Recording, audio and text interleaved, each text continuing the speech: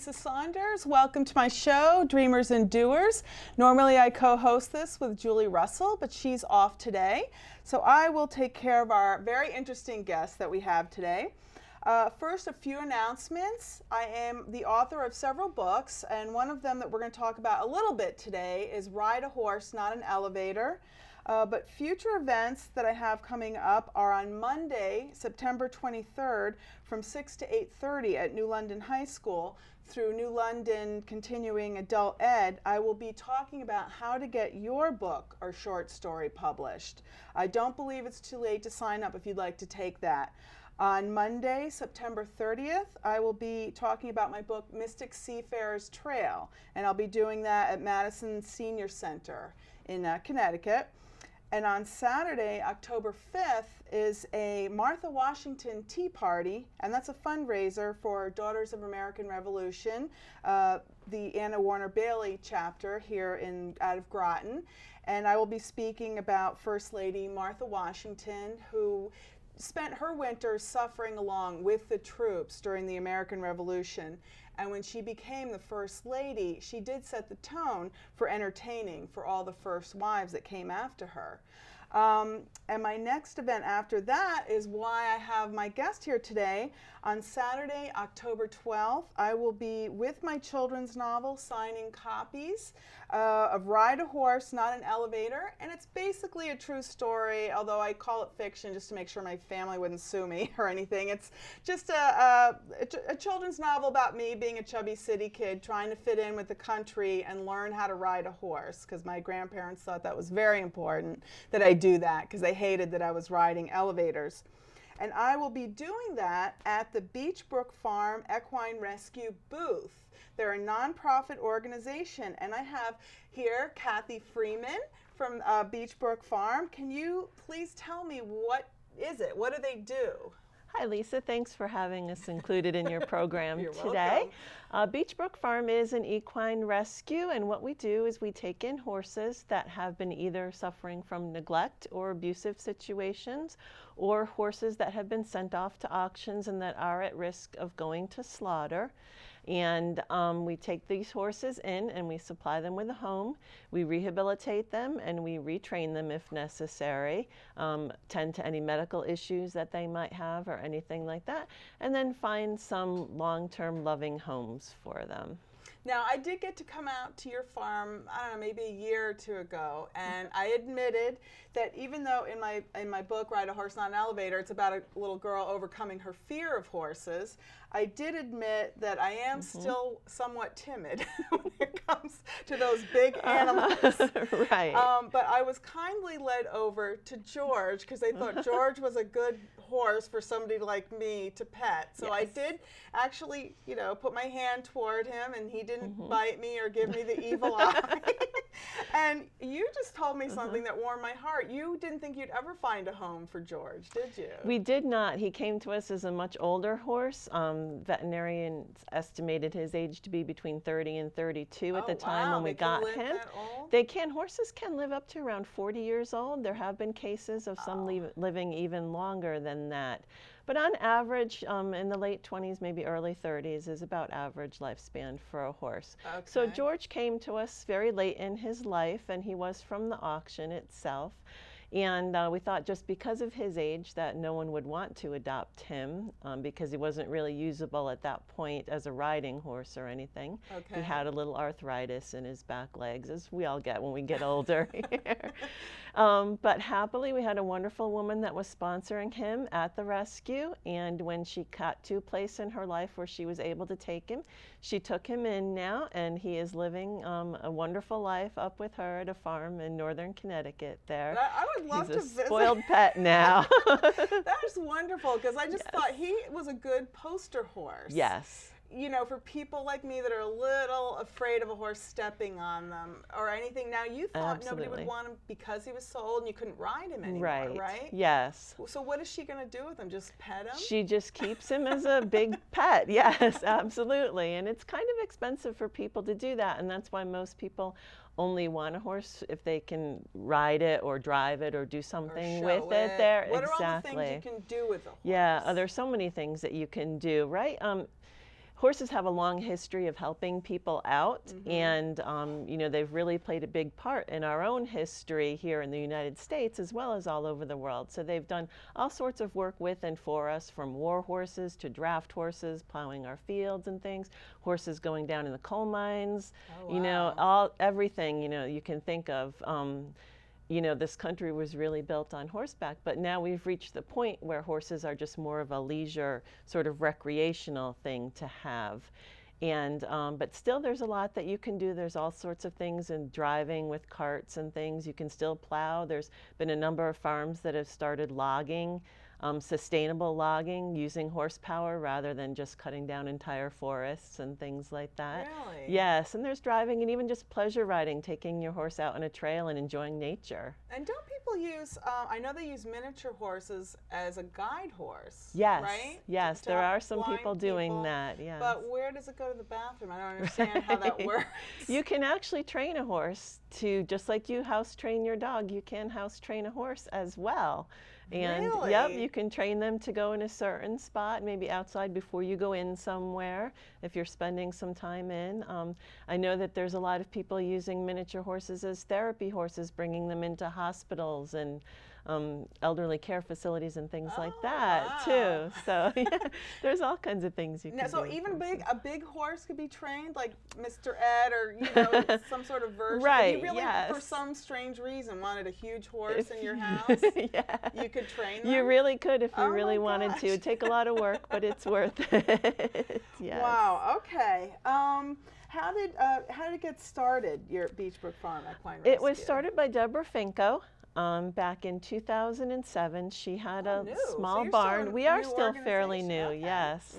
And she had a small barn for her horse and her daughter's horse, but it had an extra stall, so she was fostering a horse or two for another rescue at that time. And then she just thought she wanted a little more control over where the horses went and how things were done with them. And her daughter said, well, why don't you start your own rescue? So she did. Wow. Yes. Wow. And so how do you know when to go rescue a horse? Like, how do horses come to you? We get them from a variety of situations. And since Deborah has started the rescue, Beech Brook has rescued over 90 equines. So that includes not only horses, but miniature horses, donkeys, and mules as well. They're all part of the equine family there. Okay. And we get them from a number of sources. Our primary source is from auctions. So if someone has a horse that they can no longer take care of for whatever reason, and they can't seem to sell it or give it away to someone that they know, they send their horse to auction where other people will come and bid on it. And if the horse is not bid on, it goes through different levels of auctions throughout the United States until it ends up at what we call sort of the lower level auctions, where these horses are at risk for being sent to slaughter in Canada or Mexico. Do they eat horse meat? Is that why they would primarily go there? in Europe they do. Okay. So those are where the only slaughterhouses are. There are no slaughterhouses in the United States, and there haven't been for a number of years. There has been a recent movement to start that again. But there currently are no slaughterhouses in the United States. So what, do you go to these auctions of last resort, or? Sometimes we do. Most of the time, though, there's a group of wonderful people that go to these auctions. They take pictures of all the horses, and they write a short description, and they post it online, and then people just share through social media and things like that all this information about the horses. And what we will do is we'll come in after the auction has taken place and look at the leftover horses, and if we have the finances and if we have the space to be able to take one in and we think that we can responsibly take one, we will consider doing that, and then we'll fundraise to save the animal and then have it brought to Beech Brook and Mystic. Wow. So can people get tours of your farm, or how does the community get involved with what you do? What can they do? How can they donate? How can they be a part of what you do, just to see the horses? Absolutely, whatever. Anyone can come. We welcome people to come and visit us. Good. We feel like we're the best kept secret in Groton and Mystic, and we're trying not to be now. So we would love to have people come and visit. All of our visits are by appointments, though, so we do ask that you don't have like an open house? Not all the time, Okay. no. So we do ask that people call and make an appointment just to be sure that someone is there who can take them around and introduce them safely. Okay. You can check out our website for all of our information on how to contact us too. We also do welcome volunteers in every shape and form there, okay.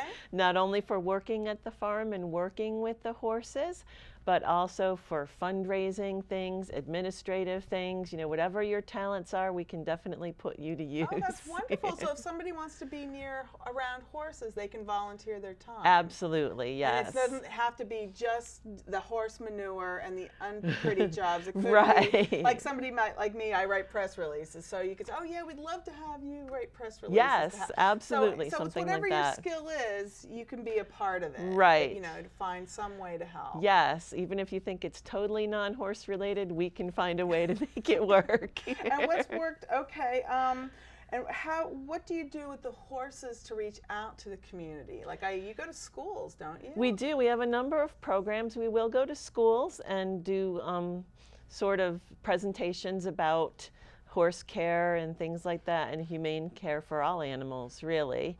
We really try to promote that. We also have a number of programs at the farm itself. Okay. And we have people, we will give tours for people or groups, so any schools that want to do field trips or anything like that, or any youth groups in particular, or any sort of groups that would like to come. And the thing about us is that we're fairly small, so we can really gear the whole point of the tour to whatever the teacher or the group leader would like for that specific group there too. Now say they wanted a tour, like when I did Ride a Horse on an Elevator, I did it at a they were about 5, 6 years old, and they started asking me a lot of questions about horses. Right. Now, I can tell you about the riding, how I rode it, rewrote it. I included Grandma's recipes. I included how I did overcome my fear somewhat. Right. Because I had to fit in with this community. I mean, if I wasn't going to get on that horse, Yes. I was going to be left out in the cold. Right. So I do talk about that, but what happens to kids that were asking me, well, what about this? What about that? Is there some, so that's where the teacher could call and say, look, my class got really interested in horses. Can they come? Can you teach them about things that kids really want to know, which is how much, you know, horse pooped? Right. You know, this is what we get that a lot, actually. Yes. Is it a lot? It is a lot. An average sized horse can poop between 40 and 50 pounds per day. Now so that's impressive. a lot, right? Sure it adds up quickly. A kid that weighs 50 pounds, I mean, they'll say, wow. Right. Is that yes. one way to get children interested in science? Absolutely, yes. So we try to sneak little things in like that. We can get a little math in that way too, you know, say how many horses we have, so how much total poop do we have in a day, or, you know, kind of make it fun and draw them in that way too. Right, okay, yes. so they can learn, because manure as a fertilizer, is it still used as a fertilizer? I mean, what do you do with your manure? Yes, that is one of the big things that we have right now. We do have to pay to get it hauled off, but if anyone wants compost, we have beautiful compost here, and they can always contact us manure, they could for their gardens you. or anything. And Absolutely. That would actually help you, right? Because you're paying less. Yeah, right? to get it hauled off. Pound, or how do you get, exactly. How do you pay? We actually have a dumpster, and then when we fill up that dumpster, they come and pick it up for us. So that is actually some way that somebody could help. Yes, yep. Okay. And you're helping the earth too by recycling and being environmentally conscious and helping out your garden, because your garden will grow wonderfully. Now, I don't understand how that works. Like, you just shovel it out and throw it on your garden, or do you teach somebody how to what to do with it? Well, what we do, we have some piles around the farm that have been there for a while, and they've all broken down into this rich, dark compost, which is wonderful, and that's what you can just put on your garden and turn it into the soil, and it would be perfect there. So. All right. Other ways of, or you know what, you have props. Can you just show us? Yes. Like, because I noticed this was not what I rode as a kid. I had a horn on mine. So what does that mean when I was riding? There are several different styles of riding. If you had a saddle that had a horn on the front of it, it would probably be a Western saddle at that point. And the reason it's shaped like that is because cowboys had different uses for their horses and for saddling, and it was a way for them to tie off the rope there if they roped a cow or something like that. And that's what my grandparents had a cattle farm. Okay, so right. I'm sure to them it was a practical reason Absolutely. why they had saddles. So Yes. what's the point of an English saddle? So this happens to be an English saddle, and the point of it is just for riding. It's also for doing cross-country work or jumping and things like that. So is that easier to do in an English saddle? Absolutely, versus the yes. Western? If you were trying to jump in a Western saddle, you'd have that horn right in your stomach, so it wouldn't be comfortable. Oh, okay. All right. No. And I think saddles are pretty expensive. Am I correct? They are, like yes. How expensive yes. is a saddle? They can run you anywhere. A new saddle could run anywhere between $1,000 and $15,000, depending on what sort of thing you're looking for. Right? And it's Pretty leather. much, yes, Okay. yes. They are all made of leather too, and depending on the quality that you get, they're all hand stitched and filled with either wool. There's also a wooden tree that provides the stability to this saddle itself. Okay, and what else do you have to show me? We also have a bridle that goes with the saddle when you're riding, because you do need a way to be able to steer your horse. So this would give you that. This part would go onto the horse's head, and this is what we call the bit, which goes into their mouth there. And what does that do? It does just it hurt their teeth? It doesn't hurt. It actually goes into a gap between their teeth there, so okay. it fits in nicely. And you want to, of course, make sure everything is well fitted to the horse. Okay. And then these are the reins here, and you would sit in your saddle, and you would help use the rein. Just basically use your reins to steer the horse by turning its head there. Now, when I would ride, the horse never wanted to go where I wanted to go. And I've had it roll over with me on the back. Oh, I no. ran into a pond and rolled over. Oh, my gosh. And tried to run under trees, I think, to smack me off. Now, my grandfather kept Did you have a pony? Yes. Yes. That explains a lot. Okay. So, because they started me on a pony, right. my grandparents, because I was small. Right. And they kept saying, you got to show him who's boss. You got to show him who's boss. And Yes. I'm thinking, well, I don't know, but clearly the pony is the boss. Right. All right. So you think people that might be a little timid like I am should start on a gentle, known, loves people horse? Yes. That's what we usually do, is you'll start people out on riding lessons on a very quiet horse that is very well schooled. And then they can learn what they need to do before you move up to a more difficult horse. Okay. You know what's fascinating to me is I read a book about a blind woman who started schools, I don't know if it was in South America or somewhere, trying to set up schools for the blind because there's some nutrient they lack, which is why there was a lot of blind people in this section of the world.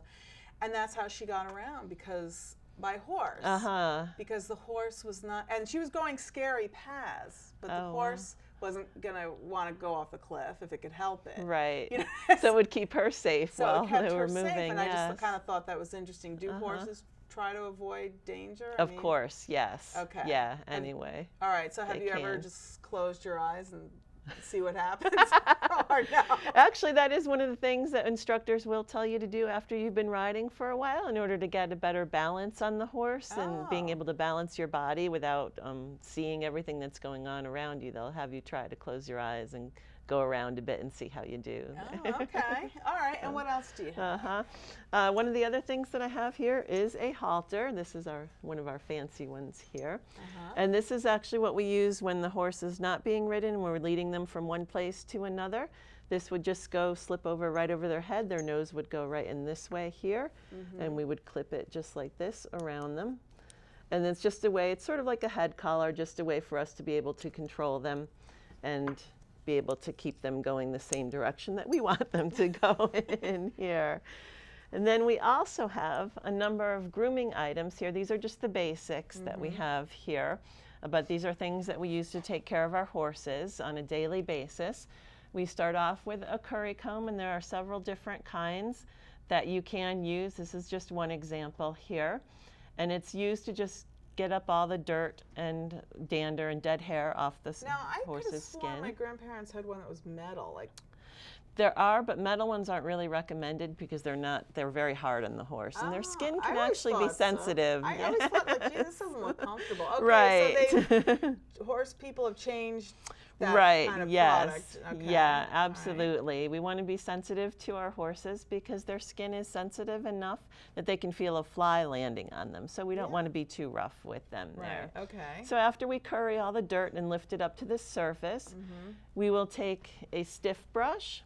And this isn't very stiff at all, but just enough to get all that dirt and get it off the horse's body there. This is every day you have to do this? Yeah, we do, because one of the points of grooming is not only to physically take care of the horse, but it's a good time to bond with your horse, spend a little time with them, as well as looking for any bumps or bruises or scratches that they might have that weren't there yesterday that you might want to keep an eye on. Are they affectionate, or do oh, they yes. Yeah? Yes. Do you have like any love stories, or even between a horse and a person? Or oh, two we horses, absolutely do. Yeah. We have two Peruvian Pasos that were surrendered to us. And they did not know each other before they came to the farm, but they are just best friends right now. And if we take one out, the other one gets very upset and starts running around there. So they are very closely bonded there, that's so too. Nice. So they like stand together? Or they do. They hang out together, yes. And just recently, one of our horses caught his foot and was stuck in one place for a while there and couldn't move. And his friend Carly stood by him the whole time he was there. She didn't leave him, and she just stood right next to him and kept him calm and comforted there. So it was great. So nice. Yeah.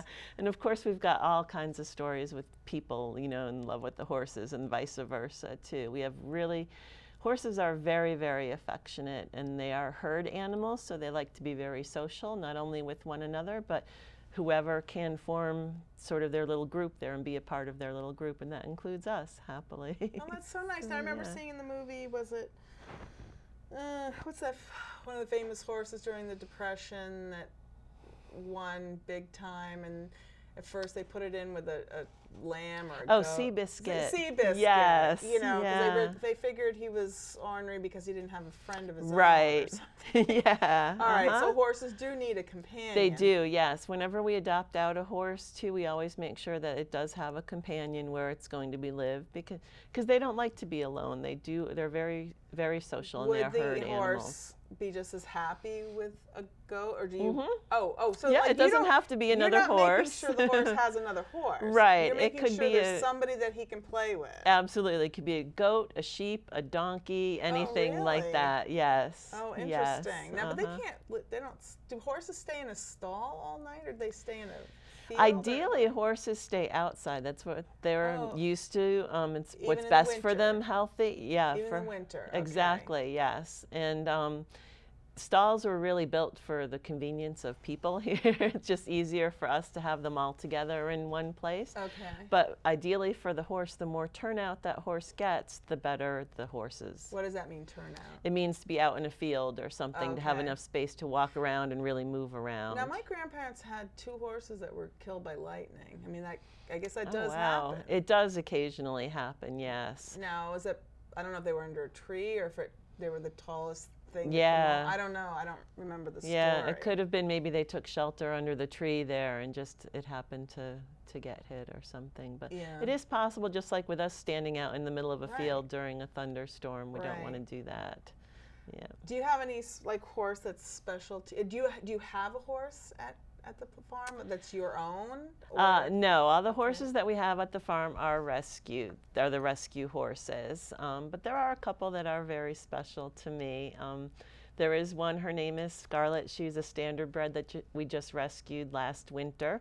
She's raced 187 races, so she really had a rough life there. She's 16 years old now. That's hard on a horse, isn't it? Racing, it is. Because you're pounding on these skinny legs. Absolutely, yes. And that's why she is unrideable now, because of these injuries that she has suffered in the past. And that's why they don't, because I used to, watching these movies, I didn't know why they didn't run every day. But that's why. Exactly, and yes. And she was overridden, you think? Or not so much. Or is that just normal? It's just a lot for a horse to go through. She was a trotter or a pacer, so they're the ones that pull the sulkies or the carts that you see in the racing.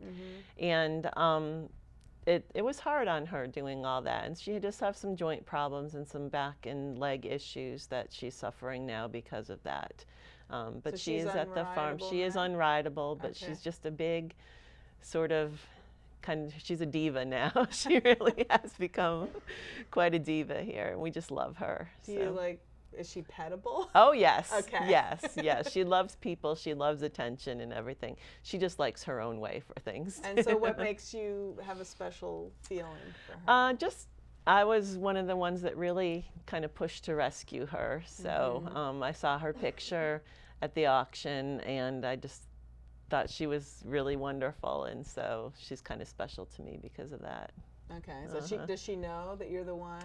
Do you think she can I don't know tell? if she knows. I think she just wants to get what she can out of anybody that comes along. Do they eat the apple if you stick it in Oh, your yes, hand, absolutely. sugar They love cubes treats, yes. and all that. Yeah. Now, how come sugar's so bad for people, and yet we get to give them to horses? Yeah, we can sometimes give it to horses, but we actually have a few horses at the farm that have some metabolic issues, and they can't have treats or things with high sugar. Okay. And there's actually a couple of them that can't even be turned out on grass because the sugar content in the grass isn't good for them. Okay, so do they get, how about salt licks? Do you have all that? We do, yes. They each have salt and mineral blocks there. Okay. And horses are pretty good about self-regulating the proper amount that they should have. So it's free choice. We let them decide how much they would like to eat. And okay. And so for the most part, other than the ones that you can't turn out in the grass, they can regulate themselves. Right. Yes. Now, would you bring a miniature horse to a school even? Oh yeah, we could do that. Okay. Yes. Can it go up steps, or would it need to be in a gymnasium, or? Depending on the animal, we could teach it to do some steps, but it'd probably be easier not to.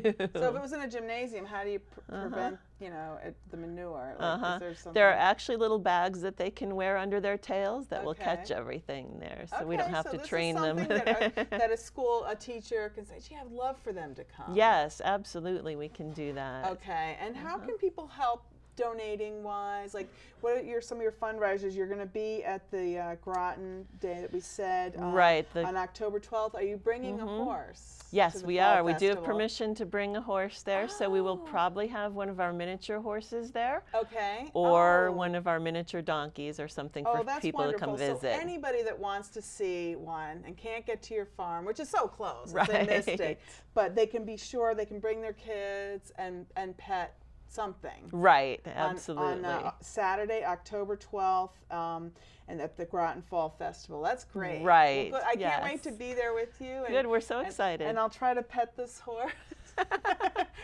We'll get pictures. Yeah, I would like some pictures, actually. Well, thank you so much for coming on. We only have about a minute. Do you have anything else you wish the audience knew? Just please go to our website and check us out, and feel free to give us a call if you'd like more information about what we do and if you're interested in helping out the horses. Right, and they could donate money, they could donate time. Absolutely. There's all kinds of ways. They can volunteer, and it doesn't just have to be the shoveling manure part. Right. They can have a hand in helping these horses. Well, and we would love that. Thank you so much for coming on Lisa. my show. I really can't wait to see you at the Fall Festival Great. on October 12th. And thank you very much for coming to see our show, and I look forward to seeing you next week. I'll be seeing you in all the old familiar places that this heart of mine embraces all day through. In that small cafe, the park, across the way, the children's carousel, the chestnut tree.